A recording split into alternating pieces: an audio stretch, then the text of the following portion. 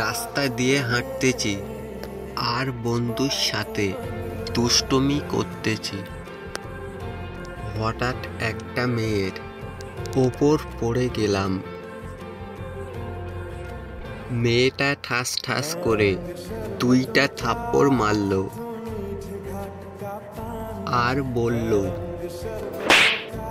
মেয়ে দেখলেই গায়ের উপর পড়তে ইচ্ছে হয়। আপনার ছেলে দেখলেই গায়ের উপর পড়তে ইচ্ছা হয়? এই কথা শোনার পর মেয়েটার চোখ লাল হয়ে গেছে।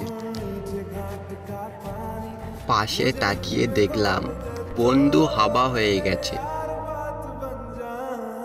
আর মেয়েটার এই চেহারা দেখা আমি একটা দৌড় দিতে যাব, তখন মেয়েটা আমাকে ধরে ফেললো। কি? কই পালাবি? কি জানি বলছিলি? আরে না আপু, কি বলবো, বললাম আপনি অনেক ভালো মিষ্টি একটা মেয়ে। হো, তাই না? আপু পিছনে দেখেন, আপনার বাবা আসতেছে। আমাকে ছেড়ে পিছনে তাকালো। আমি এক দৌড়ে ওখান থেকে হাওয়া হয়ে গেলাম। সামনে তাকিয়ে বলতে লাগলো, কি রে, পালালি কেন? তোরে আরেকবার পেনি, বুঝতে পারবি আমি কি জিনিস। আর আমি এক দৌড়ে আবুলের দোকানে আসলাম।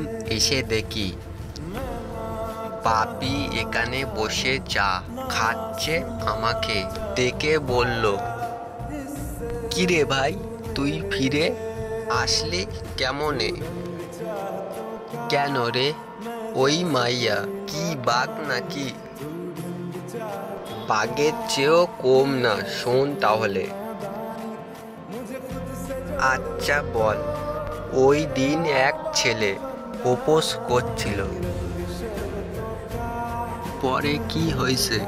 ছেলেটাকে বাবা হওয়াতে কোনো চান্স রাখছে না।